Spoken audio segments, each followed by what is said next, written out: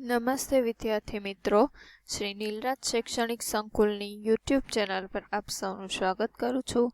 આજે ધોરણ 10માં સ્વાધ્યાય 5.1ના દાખલા નંબર 2 અને 3 વિશે આજે આપણે અભ્યાસ કરવાનો. દાખલા નંબર 1 અગાઉ જોઈ ચૂક્યા હતા કે નીચે આપેલી શ્રેણી સમાંતર બને છે કે નહીં તે ચકાસો. દાખલા નંબર 2 છે કે જ્યારે પ્રથમ પદ એ અને સામાન્ય તફાવત d ના મૂલ્યો તમને નીચે આપેલા હોય તો શ્રેણીના પ્રથમ 4 પદ શોધવાનું કીધા છે કે પ્રથમ પદ ને સામાન્ય તફાવત આપેલો હોય તો આપણને ખ્યાલ જ છે કે સમાંતર શ્રેણી માટે વ્યાપક સૂત્ર આપણે આગળ જોયું હતું કે પ્રથમ પદ એટલે a, બીજું a પ્લસ d, ત્રીજું a પ્લસ 2d, એમ ક્રમશઃ તો કે પ્લસ અપ ટુ પ્લસ કરીને એનમાં પદ માટે તો કે a પ્લસ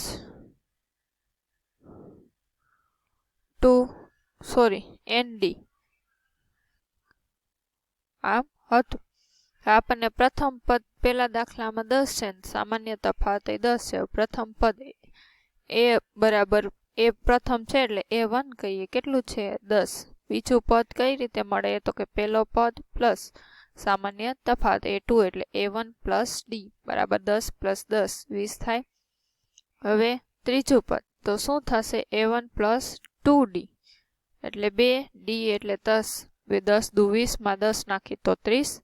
ચોથું પદ તો કે a1 પ્લસ 3d બરાબર 10 પ્લસ 3 ગુણ્યા 10 10 તેરી 30 ને 40. ઉપરાંત આપણને ખ્યાલ છે કે પહેલા પદમાં ક્રમશઃ પદમાં તફાવત ઉમેરતા જઈએ તો પણ આપણને શ્રેણી મળી જાય. a1 10 છે, હવે 10 માં 10 નાખી તો 20. હવે પછી આ પદ છે એમાં તમે 10 નાખશો, તફાવત ઉમેરતા જાઓ તો તમને આ તો કે ત્રીજું, પછી આ ત્રીજું પદ છે એમાં 10 પાછા ઉમેરી દો સામાન્ય તફાવત એટલે તમને ચોથું, આમ ક્રમશઃ પદ મળતા જાય કે પ્રથમ, આ બીજું, આ ત્રીજું, ચોથું એમ તમે શોધો તો પણ ચાલે. બેમાંથી કોઈ પણ રીત યુઝ કરી શકો કે આમ સમાંતર શ્રેણીના પ્રથમ 4 પદો 10, 20, 30, 40 અને પ્લસ અપ ટુ પ્લસ અનંત સુધી મળે.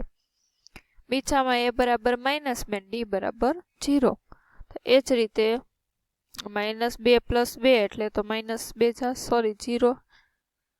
પછી a1 પ્લસ 2d કે આ બીજું પદ છે. આ તમારે બીજું પદ મળી ગયું તમને. આમ તમારે કરવું હોય કે બીજા પદમાં તમે તફાવત કેટલો છે 0 એ ઉમેરશો એટલે તમને શું મળશે ત્રીજું. હવે આ ત્રીજા પદમાં તફાવત 0 ઉમેરશો એટલે તમને મળશે ચોથું. આમ પણ તમે આગળ રીત કઈ એ રીતે પણ શોધી શકો. અને સૂત્ર પ્રમાણે a1 plus d, a1 plus 2d 2 ગુણ્યા 0 એટલે 0 થાય, એમાં 2 નાખો એટલે 2, એમ ક્રમશઃ -2 -2 -2. આપણને આમેય ખ્યાલ આવી જાય કે તફાવત 0 છે એટલે પ્રથમ પદ હોય એ જ અનંત સુધી ચાલુ રહેશે. આમાં પ્રથમ પદ 4 ને તફાવત -3. પહેલું તો 4, પછી પ્લસ માઇનસ શું થઈ જાય માઇનસ, બાદબાકી થાય. 4 માં 3 બાદ કરો તો 1, 2 તેરી 6, અહીંયા શું થશે -6 થાય. આમ કે 4 પ્લસ માઇનસ માઇનસ, એક પ્લસ ને એક માઇનસ હોય. 4 માંથી 6 માં 4 બાદ કરશો તો -2 મોટા પદની નિશાની. આવી રીતે સ્ટેપ આવે. એવી રીતે 3d એટલે 3 તેરી 9, -9 માંથી 4 બાદ કરો તો -5. આ પણ શ્રેણી મળી. હવે ચોથું દાખલો છે.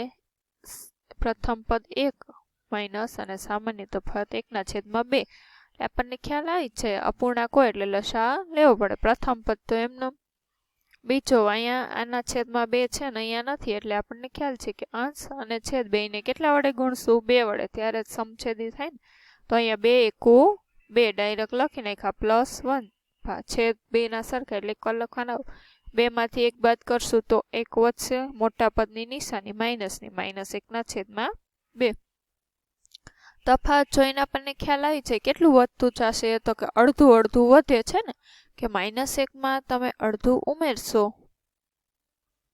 એટલે કેટલું થશે તો કે -1/2 2 પછી એમાં અડધું ઉમેરશો એટલે 0. આપણને ખ્યાલ છે કે સંખ્યા રેખામાં જેમ જમણી બાજુએ જઈએ તેમ કિંમત છે તે વધતી જાય.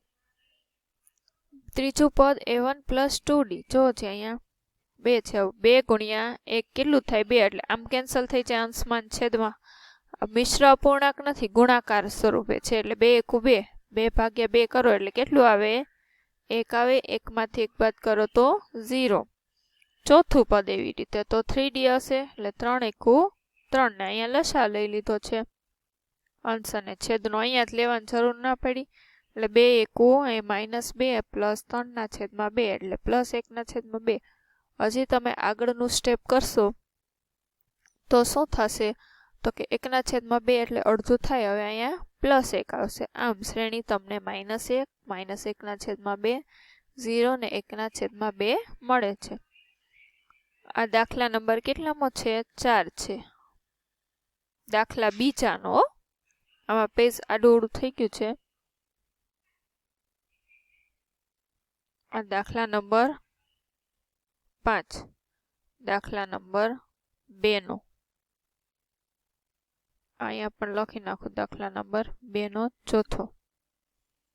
પાંચમો આમાં માઇનસમાં છે કે -1.25 પ્રથમ પદ છે ને -0.25 એટલે શ્રેણી ઘટતી જાય. માઇનસમાં હોય ને એટલે શ્રેણી ઘટે ને પ્લસમાં હોય એટલે વધે. અહીંથી તમને ખ્યાલ આવી જાય.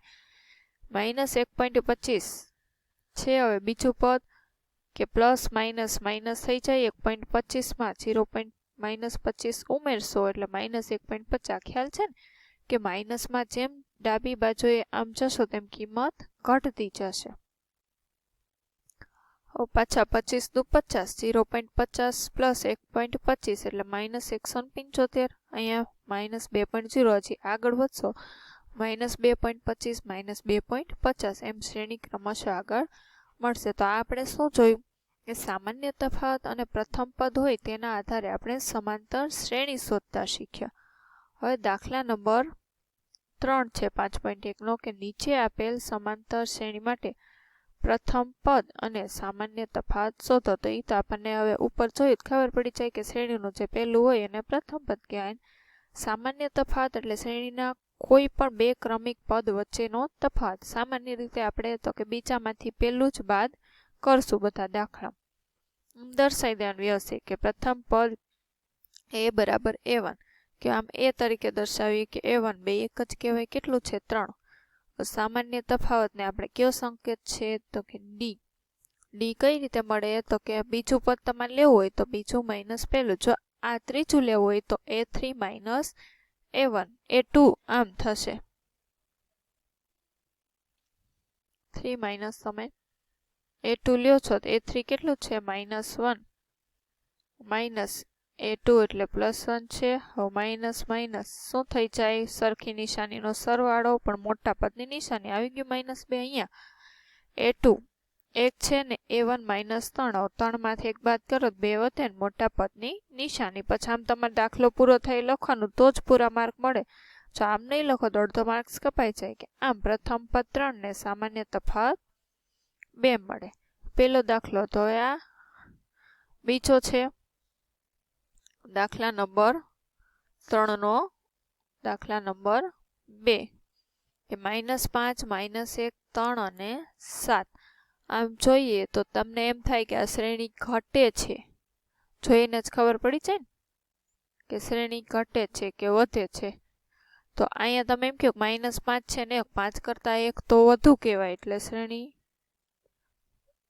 તમને ઓમ જોશો તો 5 કરતા 1 નાનો એમ થાય ઘટે. પણ શું છે? માઇનસમાં. જો માઇનસમાં 5 કરતા -1 ની કિંમત વધુ હોય.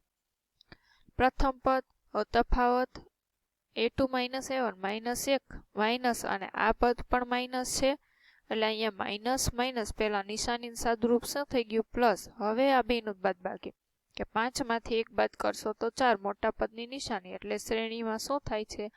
વધે છે. ધન તફાવત છે. જો અહીંયા આવી ગયું ને 3 માં 4 નાખો 7 7 ને 4 11 એવી રીતે.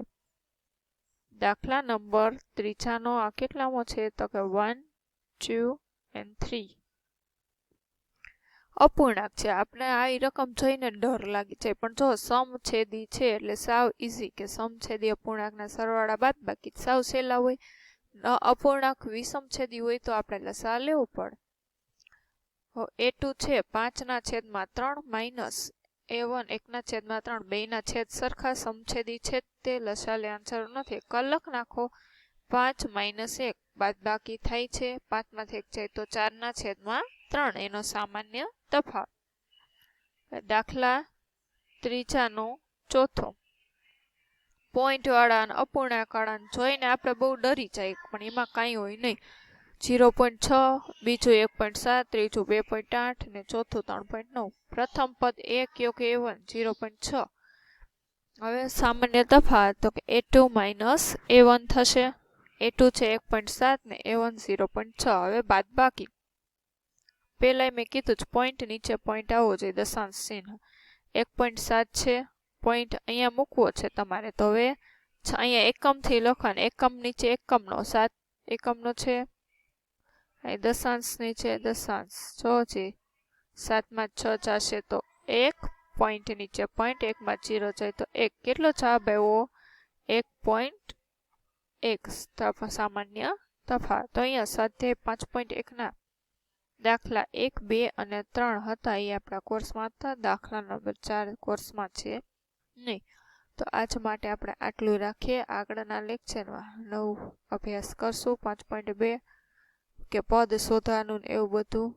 આજ માટે આટલું. જય હિન્દ, જય ભારત, અસ્તુ.